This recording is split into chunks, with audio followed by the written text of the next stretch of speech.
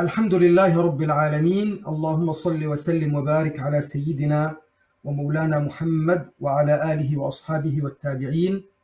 اللهم لا سهل إلا ما جعلته سهلا وأنت تجعل الحزن إذا شئت سهلا.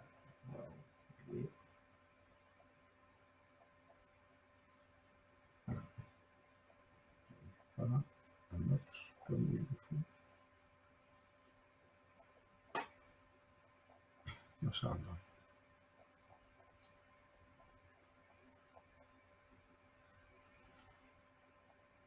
اللهم علمنا ما ينفعنا وانفعنا بما علمتنا وزدنا علما.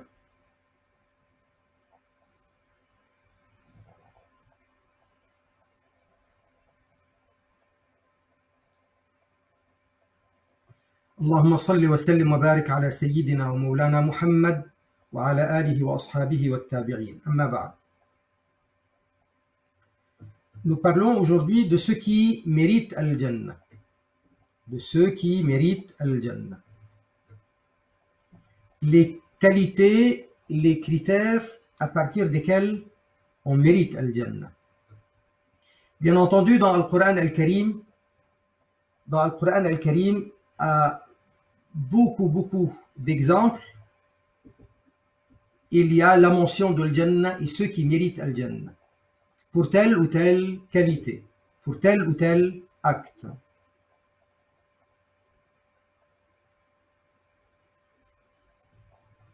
Et dans les hadiths de Ar-Rasoul sallallahu alayhi wa sallam également. Dans la sunna de Nabi sallallahu alayhi wa sallam également.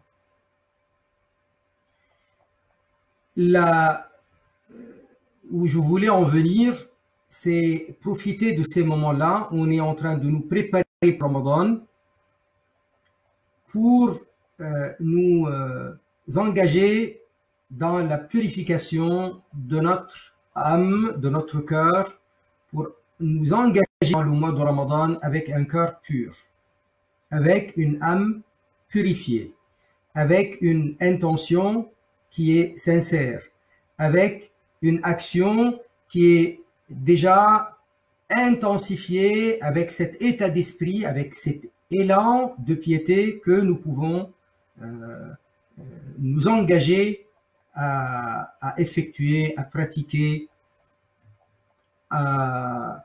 donc à entrer dans le mois de Ramadan, le mois béni, avec beaucoup d'affection, beaucoup d'attention, beaucoup de respect et surtout beaucoup d'attente, beaucoup d'espoir pour que nous, en traversant le mois de Ramadan, en effectuant ce mois sacré, on passe par ce qui nous lave, ce qui nous purifie, ce qui nous améliore, nous fait élever afin de gagner Al-Jannah. Je rappelle à juste titre le hadith de Rasoul alayhi salatu wassalam. Rasulullah sallallahu alayhi wa sallam, il a dit par exemple, Man qama Ramadan imanan wa ihtisaban ghufira lahu ma taqaddama min dhanbih. C'est-à-dire celui qui, au cours du mois de Ramadan, toutes les nuits de Ramadan, il a fait Qiyamul Layl. Quand on dit il a fait Qiyamul Layl, ça veut dire il a fait les Qiyamul Layl de Tarawih. Qiyamul Layl, les Tarawih de Ramadan. Eh bien, Allah Azza wa Jal lui pardonne les péchés passés. Bien entendu, le hadith, d'après les commentateurs du hadith al-Sharif, il parle des petits péchés. Et il y a aussi dans le hadith la précision imanan wa ihtisaban. Ça veut dire avec une foi, avec la foi, et ihtisaban, ça veut dire recherchant les récompenses, recherchant l'agrément uniquement de la part d'Allah. Très bien. Donc le mois de Ramadan, il est engageant. C'est un mois où on récite le Coran, où on fait les prières dans la nuit, où on jeûne le jour. Donc on a une occasion propice pour être pardonné. qu'est-ce que demande un croyant, un fidèle, au cours de cette vie? D'accord, nous on est vivant, on mange, on boit, mais c'est pas ça l'essentiel de notre existence. L'essentiel de notre existence, c'est une fois que nous avons fini le parcours de la vie d'ici-bas et nous entrons dans l'autre vie. Nous franchissons le seuil de la mort pour arriver dans la vie de l'au-delà. Ce qui nous intéresse, c'est de gagner le paradis. Donc voilà deux choses essentielles. Deux choses essentielles. C'est avoir l'agrément d'Allah et de voir que nos péchés, nos fautes, parce que nous faisons des fautes, sont effacées. Nos fautes effacées, gagner l'agrément, gagner le paradis, voilà la réussite. Donc voilà ce qui nous intéresse. Ce qui nous intéresse, c'est essentiellement cela. Alors, au cours de la vie, on s'inquiète de ne pas trouver suffisamment d'argent pour vivre et donner une vie digne à sa famille. Épouse, enfants. Donc on a besoin de choses matérielles pour pouvoir vivre dignement. Et au cours de notre vie, on a des angoisses, on a des problèmes, on a des attentes. Donc ça, c'est le parcours de la vie et c'est humain, c'est normal. Mais la deuxième chose, c'est ce qui concerne la vie de l'au-delà, la réussite. À quoi bon vivre dans l'opulence, le luxe, alors qu'on va tout perdre dans la vie de l'au-delà? Qu'est-ce qu'il a perdu, qu'est-ce qu'il a gagné, Pharaon, alors qu'il était roi pendant de très longues années? Qu'est-ce qu'il a gagné finalement? Il a tout perdu. Et c'est une malédiction, finalement. L'opulence dans laquelle il se trouvait est finalement une malédiction pour lui. Très bien. Donc, on a besoin de ce genre de choses auxquelles on s'attache. Le deuxième hadith, qui est dans le même sens, dans le sens du pardon, celui qui accomplit le jeûne pendant le mois de Ramadan, Allah lui efface, lui pardonne les péchés précédents. Il y a un troisième hadith, toujours par rapport à Ramadan. Rasulullah sallallahu alayhi wa sallam, un jour, il monte sur son mimbar. Le mimbar qu'on lui a fait, c'est 3 marches pour pouvoir faire ses discours. Donc il monte la première marche et il dit Amin. Deuxième marche et il dit Amin. Troisième marche et il dit Amin. Alors on lui demande pourquoi Amin à chaque marche. Le prophète alayhi salatu wassalam, il a dit Jibril est venu à moi et il m'a dit celui qui a eu l'occasion de faire le mois de Ramadan et Ramadan donc il est fini et il n'a pas pu gagner le paradis à la bu'dallah. Ça veut dire qu'il soit éloigné. Ça veut dire il est carrément rejeté. Il mérite d'être rejeté. Et là j'ai dit Amin. Deuxième marche. Et là, il parle de ceux qui, de celui qui a l'occasion d'avoir ses parents en vie et grâce à eux n'a pas gagné le paradis. Ala bu'dallah, qu'il soit chassé, éloigné. Alors j'ai dit Amin. Parce que l'occasion de Ramadan, c'est une occasion propice, facile, à partir de laquelle on peut gagner carrément l'agrément d'Allah pour mériter le paradis. Alors, celui qui n'a pas pu saisir cette occasion, franchement, c'est quelqu'un qui est à rejeter. Et quelqu'un qui a eu l'occasion de gagner le paradis par obéissance, par bonté envers ses parents, mais il n'a pas gagné le paradis. Ça veut dire il a fait quoi? De cette occasion, il a fait quoi? Il n'a pas saisi l'occasion. Ala bu'dallah, donc qu'il soit chassé, qu'il soit éloigné. Et la troisième marche, il a dit que celui qui, lorsque ton nom est mentionné, il ne fait pas as-salat alayka, il ne fait pas la formule sallallahu alayhi wa sallam, ala bu'dallah, qu'il soit éloigné. Alors j'ai dit amin. Non pas parce que systématiquement sallallahu alayhi sayyidina Muhammad est une obligation, non, c'est pas ça.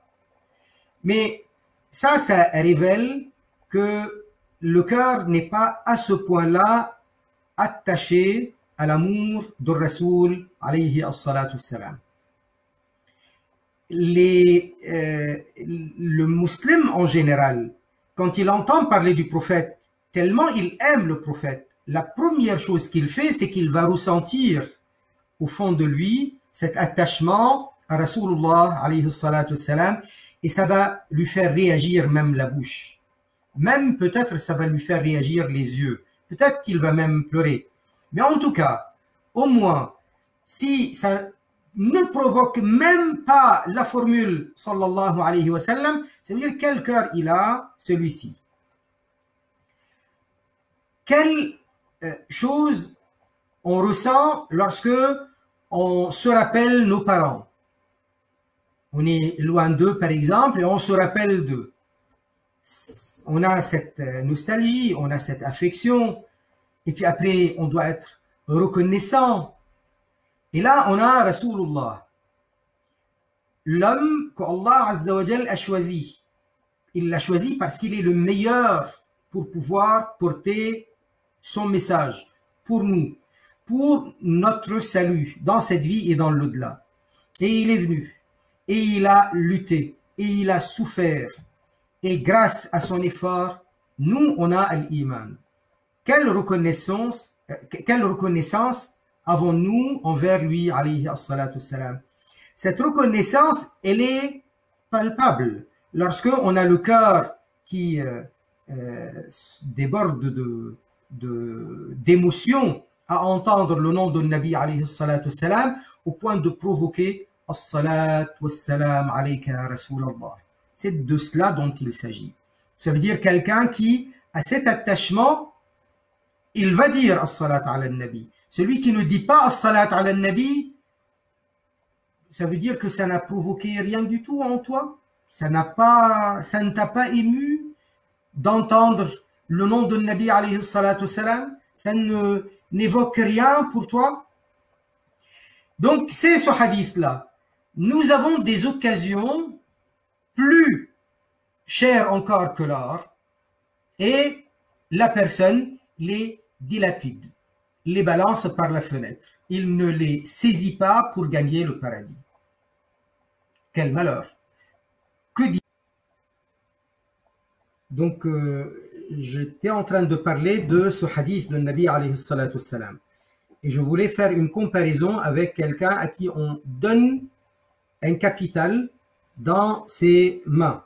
On lui donne de l'or, on lui donne beaucoup d'argent et on lui dit vas-y, fais ce que tu veux, donc gagne ta vie dignement. Et lui, au lieu de les saisir pour vivre dans la dignité, il les balance dans l'eau. Il les balance par la fenêtre. On va dire que c'est quelqu'un qui est totalement inconscient. Et même quelqu'un de mauvais. Et là, on a des occasions comme ça qu'Allah Azza wa Jal nous offre. Le mu'min, dans toute sa vie, tout ce qui peut lui arriver, doit être saisi pour rester dans le droit chemin, dans l'obéissance à Allah, avec la sincérité, la fidélité à Rasulullah alayhi salatu wassalam pour gagner. Voilà donc le mois de Ramadan qui arrive. J'ai fait une très longue introduction avec des actes pour mériter le paradis de toute façon. Alors, Allah Azza wa Jal, dans le Coran al-Karim, Allah Azza wa Jal, il promet dans le Coran al-Karim le paradis, premièrement, et ça c'est ce qui revient le plus souvent, il promet al-Jannah, il promet le paradis à ceux qui sont taqi, les atqiya. Qui est taqi? Pieux, vertueux. At-taqwa veut dire dans la langue arabe, à l'origine linguistique, ça veut dire à la base, la racine étymologique du mot taqi, celui que nous traduisons par pieux, par vertueux, par quelqu'un de droit, par quelqu'un de juste. Le mot taqi lui-même, ça vient de taqwa. Taqwa, c'est une protection.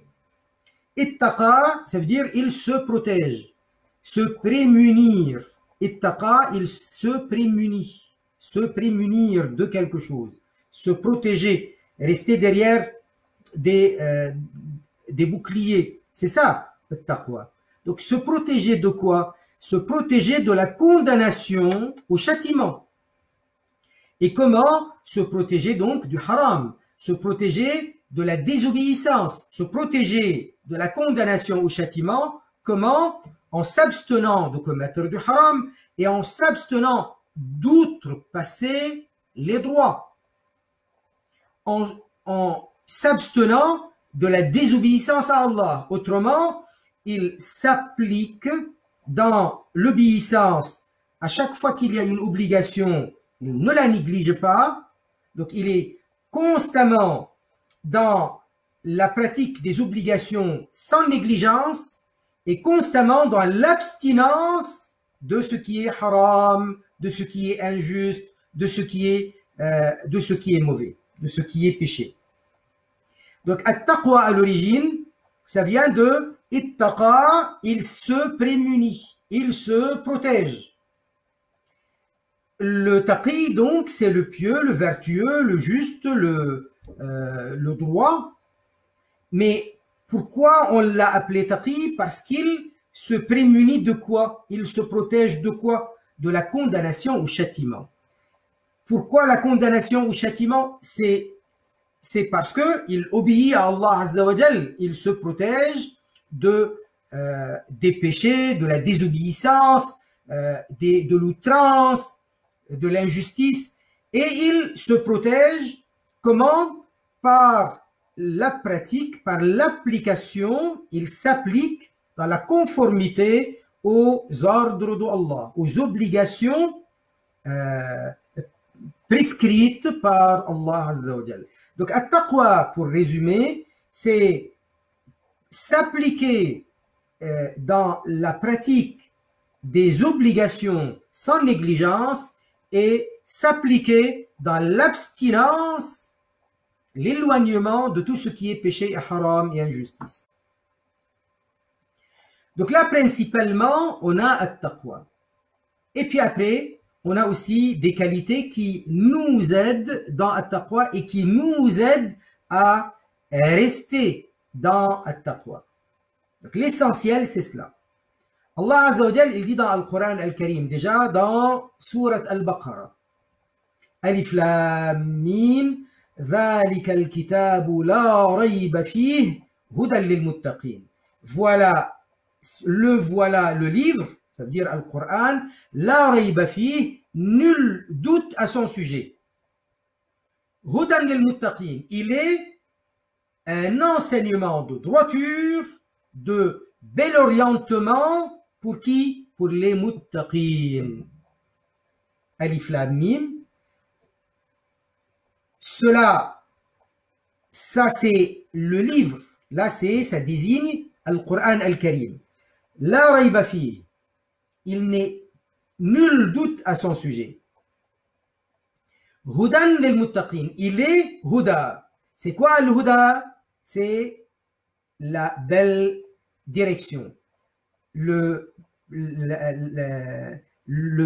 bel orientement, la belle orientation. C'est ça le huda. C'est l'enseignement de droiture. Pour qui? Pour les muttaqin.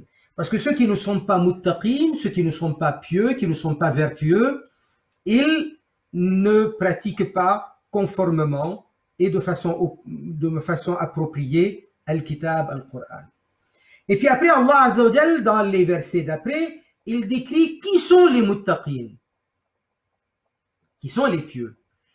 Allah Azza wa Jal, il dit alladhina yu'minuna bil ghayb, ceux-là qui ont la foi, la croyance quand bien même les éléments auxquels ils croient sont invisibles. Ils ont foi en ce qui est invisible. Mais venant de la part d'Allah, enseigné par Rasulullah sallallahu alayhi wa sallam, quand bien même c'est invisible, ils y ont foi. Et la foi au sens de ce qui est sûr, de ce qui est solide, pas d'hésitation, pas de doute.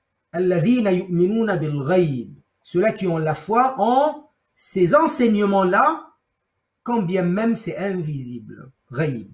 Wa yuqimuna as-salat, ceux qui accomplissent as-salat, la prière. Wa mimma razaqnahum yunfiqun, et de tout ce qu'on leur accorde comme subsistance, ils dépensent, ils partagent, ils donnent fi sabilillah, pour l'agrément d'Allah. وَالَّذِينَ يُؤْمِنُونَ بِمَا أُنزِلَ إِلَيْكَ, ceux-là qui croient, qui ont foi en ce qui est descendu sur toi. Ce qui est descendu sur Rasulullah alayhi salatu wassalam, c'est quoi? C'est Al-Qur'an, mais c'est aussi la Sunna, la tradition prophétique, les enseignements prophétiques. Tout ça c'est révélé, descendu sur le prophète alayhi salatu wassalam. Essentiellement Al-Qur'an et en parallèle la Sunna. Ceux-là qui ont foi en ce qui est descendu sur toi. Et ce qui est descendu avant toi. Ça veut dire les livres célestes pour les prophètes d'antan. Ceux-là qui ont la certitude, qui ont le cœur à la foi ferme, inébranlable par rapport à la vie de l'au-delà. Ils sont absolument sûrs, yuqinun, absolument certains de la vie de l'au-delà. Ça veut dire ils sont absolument sûrs que la vie de l'au-delà est haqq, est vérité, et que ça va avoir lieu. Et nous allons être jugés. Et il y aura le paradis, il y aura l'enfer, il y aura la présentation des actes et tout cela. Ulaika ala hudam min rabbihim.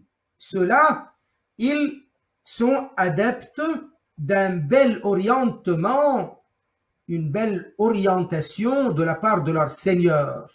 Wa ulaika humul muflihun, et cela, c'est eux qui réussissent. Donc qui gagnent la réussite. Donc là, on parle de principalement les muttaqin, et il donne Rabbul Alamin avec ces versets la suite, la description des mu'minin. Alors, al-iman bil ghayb, s'il n'y avait pas de ghayb, ça veut dire d'invisible, ça sera très facile. La force du mu'min, c'est qu'il croit à partir du rationnel au départ, à partir de son rationnel. Allah Azza wa Jal, nous ne le voyons pas, mais notre croyance en Allah Azza wa Jal, en son existence, en son omniscience, en sa toute-puissance, en son unicité, en le fait qu'il est sans besoin aucun, sans comparabilité aucune avec qui que ce soit. Cette croyance que nous avons, pourtant nous ne le voyons pas, elle est inébranlable, elle est absolument sûre, elle est absolument solide. Nous ne l'avons pas vu et nous croyons en lui. Parce qu'il y a le rationnel.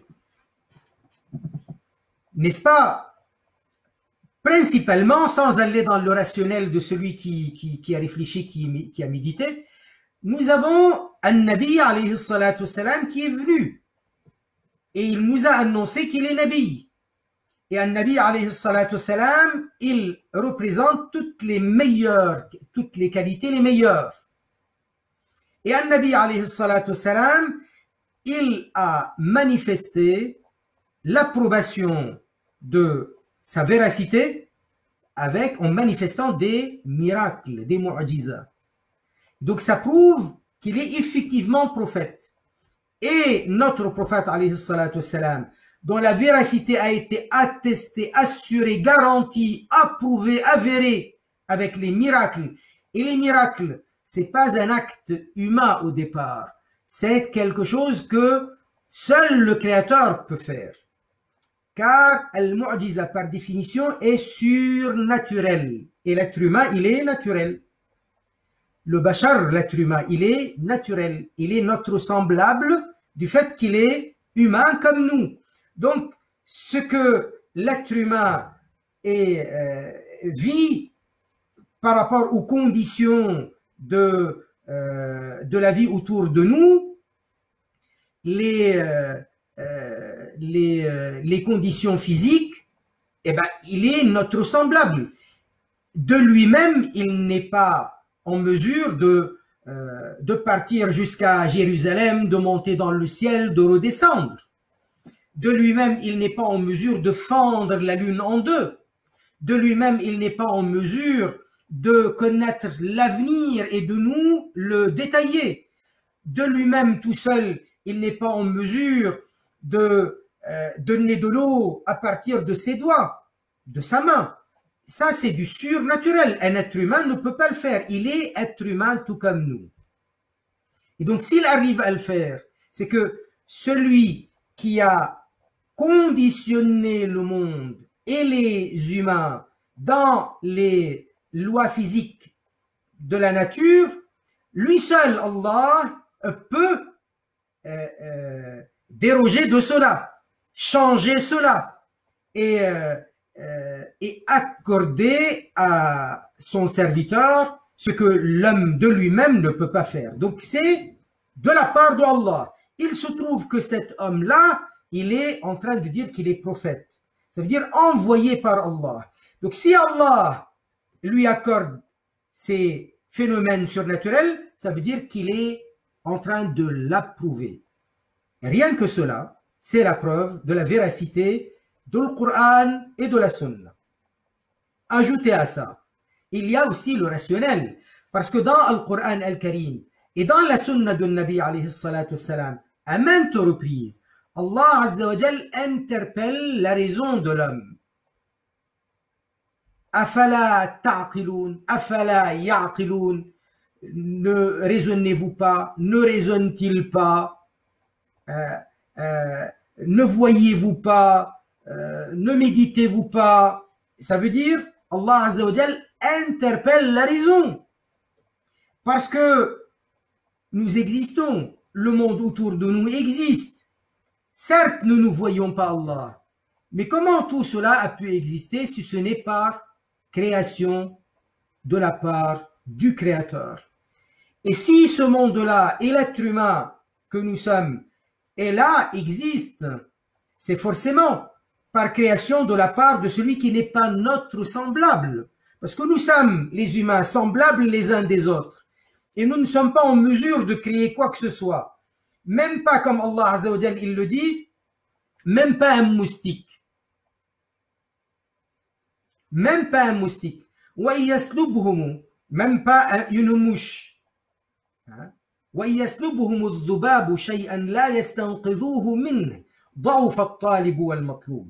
Même si la mouche leur prend quelque chose, ils ne sont même pas capables de le reprendre de la mouche. Al-Talib et Al-Matloub, tous les deux sont faibles. Ça veut dire l'être humain qui veut récupérer quelque chose de la mouche, il est faible et vulnérable.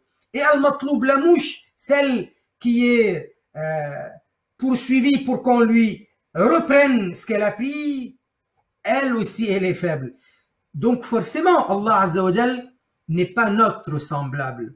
Donc Allah, il n'est pas corps, il n'est pas physique, il n'est pas matière, il n'est pas comparable, il n'est pas semblable à ce qui est créé. Laysa kamithlihi shay. Donc il y a l'arrivée de Nabi alayhi salatu wassalam et il y a le rationnel. Avec cela, nous croyons, nous avons foi en al-ghayb, en ce qui est invisible pour nous.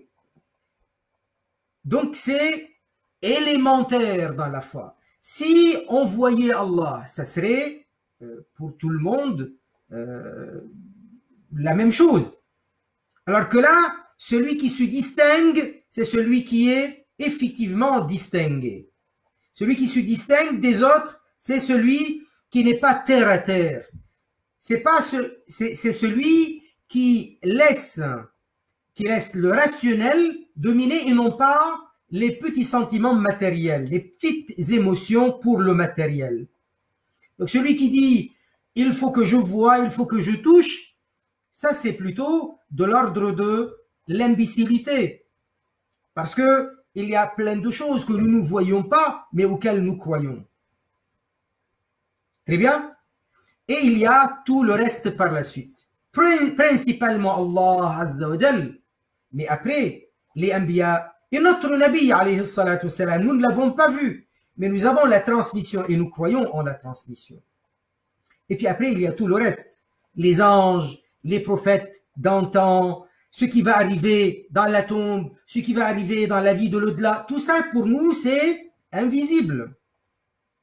Tout ça, c'est réel, mais invisible. Et nous y croyons quand même. L'iman bil-ghayb, c'est ce qui distingue le mu'min par rapport aux autres. Les autres ne réfléchissent pas. Les autres sont des mécréants, ceux-là qui ne veulent pas croire. Et c'est pourquoi on les appelle kuffar, mécréants. C'est quoi kafir? Al-kafir, c'est celui qui abjure la vérité, qui rejette la vérité. Al-kafir, dans l'origine étymologique, est celui qui cache la vérité. Alors, il n'y a pas plus kafir que quelqu'un qui voyait la mu'jiza de Nabi alayhi salatu wassalam, ou même de notre jour, de nos jours, il voit la mu'jiza du Coran et il rejette quand même. Que dites-vous de quelqu'un qui, tout le monde voit le soleil, et lui aussi, certainement, il voit le soleil, il dit non, c'est pas le jour. Ah non, c'est pas le soleil. Que dire de quelqu'un comme ça? Eh bien, la réalité de l'iman en Allah est plus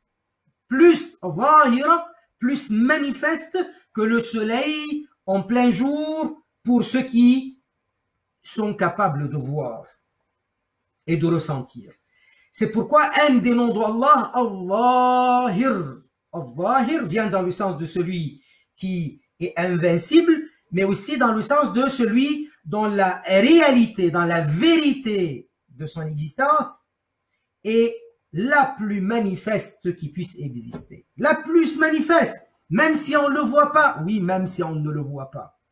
Parce que ce qu'on voit avec les yeux peut nous tromper. Mais ce qu'on voit, on constate avec le rationnel et avec les mu'jiza de notre Nabi alayhi salatu wassalam, ça c'est plus approuvé, plus avéré et plus manifeste encore.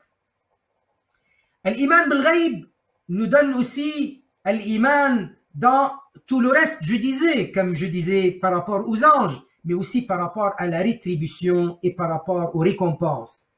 Et par rapport aussi au châtiment qui attend ceux qui désobéissent.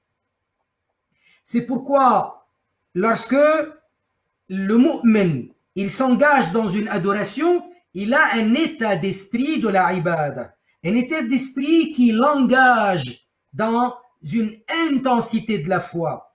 De quoi il s'agit? Il s'agit de cette intensité de la sincérité. Et c'est comme s'il voyait le châtiment et il le redoute. C'est comme s'il voyait le paradis et il en a envie et il veut le rechercher. Vous voyez? Ça, c'est l'attitude de certains sahaba radiallahu ta'ala anhum qui disaient c'est comme s'ils voyaient le trône d'Allah. C'est comme s'ils voyaient le paradis et la délectation dans le paradis. Et comme s'ils voyaient le châtiment de l'enfer, ils le redoutent, ils en ont peur. Quelqu'un qui n'a pas cette intensité, même s'il y croit, il ne fait pas beaucoup d'efforts. L'iman bil-ghayb, celui-ci, c'est ce qui a entraîné cette anecdote de Sayyida Khadija radiyallahu ta'ala anha. Sayyida Khadija, al-Mu'minin radiyallahu ta'ala anha, Khadijatul Kubra, l'épouse de Nabi alayhi salatu wassalam, la première épouse. Celle qui, même après son décès, longtemps après, des années après, alors que Nabi alayhi salatu wassalam s'est remarié après le décès de Sayyida Khadija, Sayyida Aïcha, radiyallahu anha, elle disait, je n'ai pas été autant jalouse des co-épouses du prophète, alayhi salatu wassalam, ce que je l'étais par rapport à Khadija, pourtant je ne l'ai pas connue. Tellement je voyais dans le prophète, alayhi salatu wassalam, l'amour qu'il porte pour elle. Il entend la voix de la sœur de Sayyida Khadija et il réagit avec beaucoup d'attention. Il dit Allahumma hala, elle s'appelait Hala, la sœur de Sayyida Khadija. Et donc on voyait la joie, on voyait l'enthousiasme, on voyait donc cet événement comme ça qui, comme la pluie qui touche la fraîcheur qui va rafraîchir le cœur de Nabi alayhi salatu wassalam. Et donc, Sayyida Khadija radiallahu ta'ala anha, elle a été éprouvée lourdement parce qu'elle a eu 2 garçons de Nabi alayhi salatu wassalam et tous les 2, ils sont décédés en bas âge. Al-Qasim et Abdullah. Al-Qasim, donc, elle a dit un jour au prophète alayhi salatu wassalam, parce que quand il est décédé, il était vraiment très petit et elle avait encore du lait pour lui. Donc parfois, elle ressentait, elle voyait donc la remontée de lait, elle se rappelait Al-Qasim. Elle se rappelait Al-Qasim. Donc ça l'attristait. Le prophète alayhi salatu wassalam lui a dit, sache qu'Allah azza wa jal, il lui a consacré une mère paradisiaque qui lui donne du lait, qui s'occupe de lui. Ne sois pas triste. Et ce que dit le prophète alayhi salatu wassalam est forcément vrai. Il ajoute le prophète alayhi salatu wassalam devant Sayyida Khadija, et si tu veux, je te le montre. Donc je te le montre après son décès. Dans la vie de l'au-delà, il est pris en charge par une mère de lait qui s'occupe de lui. Il lui dit, si tu veux, je te le montre. Qu'est-ce qu'il dit à Sayyida Khadija? Normalement, la nostalgie pour son fils est très grande. Un bébé, son bébé, elle est la maman, et pas n'importe quelle maman. Une des meilleures mamans au monde. Une des meilleures dames du monde. Les meilleures dames du monde, c'est Sayyida Fatima, sa fille. Elle, Sayyida Asiya, celle qui était épouse du pharaon et que pharaon a tué parce qu'elle était croyante, et bien entendu Sayyida Maryam, alayha salam, la maman de Sayyiduna Isa, alayhi salam. Les 4 meilleures dames de toute l'humanité. Donc Sayyida Khadija en fait partie. Qu'est-ce qu'elle dit à Sayyida Khadija à la proposition de Nabi alayhi salatu wassalam? Lorsqu'il lui dit, si tu veux, je te le montre. Elle a dit, non, j'y crois comme la foi en Al-Ghaib. Ça veut dire, ma foi en ce que tu dis, pourtant c'est invisible, j'y ai foi. J'y accorde foi. Et donc ça, c'est un très grand mérite. C'est aussi l'autre anecdote que j'allais vous rapporter à l'époque de Sayyiduna Omar radiyallahu ta'ala anhu. À l'époque de Sayyiduna Omar radiyallahu ta'ala anhu.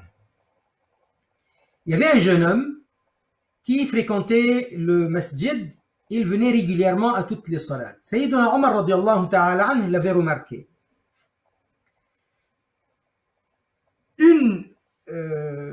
Un jour, il a remarqué qu'il n'était pas venu. Et donc, il s'est demandé où est-ce qu'il est. On lui a dit, on ne sait pas, donc qui le connaît, on lui indique la maison de sa famille. Il va là-bas, et c'est là que on va lui raconter quelque chose, ce qui lui était arrivé à ce jeune homme. Ce jeune homme était déjà décédé. Mais qu'est-ce qui lui était arrivé? Il était parti pour faire Salat al-Isha. Sur son chemin, il y avait une dame, apparemment elle est veuve, Allahu a'lam ce qu'elle était, mais elle était attirée par ce jeune homme. Donc elle sortait, quand c'est la salat de l'Maghrib, de l'Aïcha, de l'Fajr, ou même les autres salats, elle sortait pour qu'il la voie, pour qu'il la remarque. Ben, ce soir-là, c'était la nuit, et elle a commencé à lui parler. Elle a engagé carrément la parole avec lui. Il ne voulait pas, il était pressé, il voulait aller au masjid. Elle a insisté, elle lui a parlé et elle lui a dit, mais viens, rentre. Elle veut le faire rentrer chez elle. Bien entendu, il ne voulait pas au début, mais il a fini par marcher avec elle quelques pas. Il se rapproche, il arrive devant la porte et là, il tombe raide. Il tombe raide. Quand il est tombé comme ça, elle a eu peur qu'on l'accuse de lui avoir fait du mal. Alors elle le tire, elle l'éloigne, elle le met loin dans le chemin. Son père, la famille, ils étaient inquiets parce qu'il est parti, il n'est pas revenu. Il est parti pour la prière, il n'est pas revenu. Donc ils ont envoyé des gens pour demander où est-ce qu'il est et finalement on l'a retrouvé allongé au sol sur le chemin. Ils l'ont porté, ils l'ont ramené à la maison. Donc ils l'ont réanimé et il s'est réveillé. Son père, il était à côté de lui et lui dit, mais fiston, qu'est-ce qui t'est arrivé? Raconte-moi, qu'est-ce qui t'est arrivé? Il lui dit, au départ, il ne voulait pas raconter, il a fini par raconter. Il lui dit, voilà, il y a une dame, etc. Et donc, je me suis souvenu, il dit, une fois arrivé devant la porte de cette dame, je me suis souvenu de la parole d'Allah Azza wa Jal. Quand je me suis souvenu de la parole d'Allah Azza wa Jal, je suis tombé. Je n'ai pas pu supporter. Son père lui dit, mais c'est quoi cette parole d'Allah? C'est quoi ce verset? Il lui dit, je me suis souvenu de la parole d'Allah, d'ailleurs qui est dans Surat Al-A'raf. Inna alladhina attaqaw idha massahum ta'ifun min ash-shaytani tadhakkaru fa idha hum mubsirun. Ceux-là qui sont taqi, ceux-là qui sont pieux. Idha massahum ta'ifun min ash-shaytani. Une fois qu'un mal, enfin, ta'if min ash-shaytan, ça veut dire le visiteur furtif. Lorsque une insufflation de la part de shaitan les touche, ceux-là qui sont pieux. Lorsque une insufflation de la part de shaitan les touche, tadhakkar, aussitôt ils se remettent en question, aussitôt ils reviennent à la mémoire, aussitôt ils se réveillent, tadhakkaru, ils se rappellent. فَإِذَا هُمْ مُبْصِرُونَ. Et les voilà clairvoyants. Et les voilà clairvoyants. Alors il a dit, à partir du moment où il a récité ce verset, de nouveau le jeune homme, il est retombé. Il s'est évanoui une deuxième fois. On vient pour le réanimer et on trouve qu'il est déjà décédé. Alors on l'a enterré. Sayyiduna Omar radiallahu ta'ala, il lui dit, vous auriez dû me prévenir, comme ça je serais venu. Ils lui ont dit, c'était la nuit, on ne voulait pas prévenir tout le monde. Et on ne voulait pas vous déranger. Sayyiduna Omar radiallahu ta'ala, il part le lendemain avec les gens qui étaient avec lui, visiter le qabr de ce jeune homme. Il se met devant la tombe. Et il lui dit, Ya ghulam, jeune homme, Allah Azza wa Jal a promis, Allah Azza wa Jal a promis à ceux qui le craignent, c'est-à-dire qui redoutent le jour de l'hisab, le jour où ils vont être présentés à lui, où Allah leur présentera leurs actes. Ceux qui redoutent ce moment, Allah leur a promis, Allah Azza wa Jal leur a promis 2 grands jardins au paradis. 2 jardins paradisiaques. Allah Azza wa Jal, il dit dans le Coran, وَلِمَنْ خَافَ مَقَامَ رَبِّهِ جَنَّتَانِ. Celui-là qui aura redouté al-maqam de son Rabb, ça veut dire être présenté lorsqu'il va être dans la position où il est présenté à son Seigneur. Ça veut dire le jour de la présentation des actes. Celui-là qui redoute le moment de la position où il est dans la présentation des actes, où il y aura la présentation des actes de la part de son Seigneur, il a 2 jardins paradisiaques. Sayyiduna Omar, il s'adresse au jeune, et le jeune, il est dans la tombe. Il est enterré. Il lui dit, Ghulam, ya Ghulam, jeune homme, Allah Azza wa Jal a dit, وَلِمَنْ خَافَ مَقَامَ رَبِّهِ جَنَّتَانِ. Celui-là qui aura redouté le jour de la présentation des actes par son Seigneur a 2 jardins paradisiaques. Eh bien, le jeune homme, depuis sa tombe, et c'est un hadith authentique, c'est un hadith sahih, il répond, il dit, Allah me les a donnés 2 fois. Allah me les a donnés 2 fois, ya Amir al-Mu'minin. Allah me les a donnés 2 fois. Parce que la première fois, c'était au moment où la dame l'avait convaincu de se rapprocher de chez elle, et la deuxième fois au moment où il est vraiment décédé. At-taqwa d'une manière générale. Et Rasulullah sallallahu alayhi wa sallam a dit, Kullukum yadkhulul jannata illa man aba. Vous tous, vous entrerez dans le paradis. Vous tous, vous aurez le paradis. Illa man aba, à l'exception de celui qui n'en veut pas. Les sahaba, les compagnons, radiyallahu anhum, ils lui ont dit, Ya Rasulallah, messager d'Allah, wa ma ya'ba, qui c'est celui-là qui refuse? Il a dit, alayhi salatu wassalam, man ata'ani dakhala al-jannah. Celui-là qui m'aura obéi entrera au paradis. Wa man asani faqad aba. Et celui-là qui m'aura désobéi, c'est celui-là qui aura refusé. Parmi les qualités de ceux qui méritent le paradis, en plus de ce qu'on a dit à Taqwa, il y a le bon caractère, les meilleurs caractères. Le prophète sallallahu alayhi wa sallam, il dit que à partir du bon caractère, des meilleurs caractères, eh bien Allah Azza wa Jal donne le paradis parce que c'est compté comme un des actes qui pèse le plus dans la balance au jour dernier. Le prophète alayhi salatu wassalam, il a dit ما من شيء أثقل في ميزان العبد المؤمن يوم القيامة من حسن الخلق. Il n'y a rien qui pèse plus lourd dans la balance du serviteur croyant au jour dernier que son bon caractère.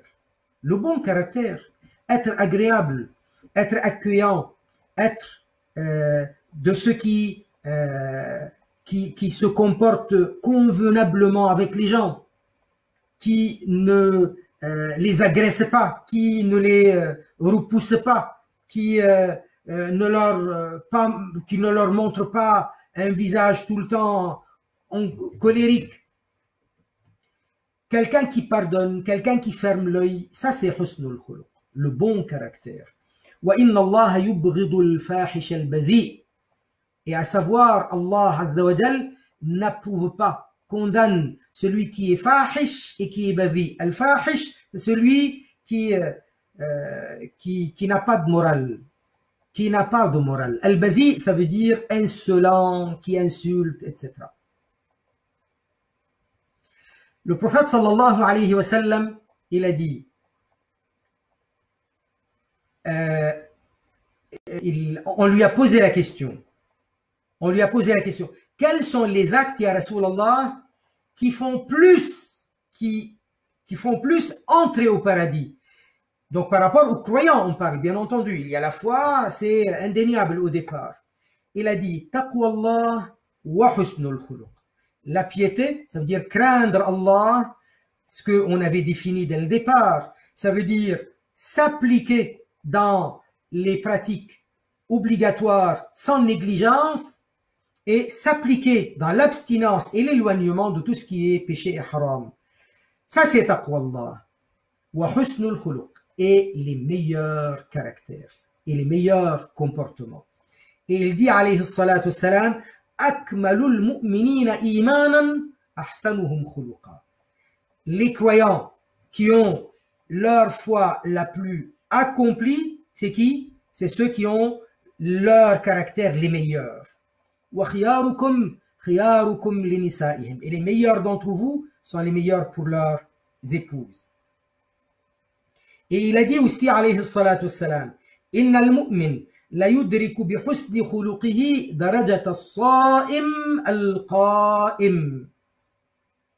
Il dit, le prophète, alayhi salatu wassalam, le croyant, certes, il atteint par son bon comportement, par ses beaux caractères, il atteint le rang, le degré de celui qui fait régulièrement le jeûne et régulièrement qiyamul layl, ça veut dire veiller la nuit à faire des prières.